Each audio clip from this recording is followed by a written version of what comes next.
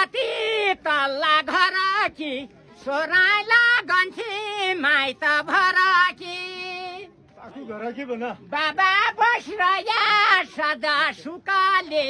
दिया जन बोल्या गट्टा मुखले माथि गाडामा काफल पाकलो सङ्गी पार्वती उदास लागलो दिया बस्रया सदा सुकाले बाबा जन बोल्या गट्टा मुखले हे के राम्रो बोलिरहेछ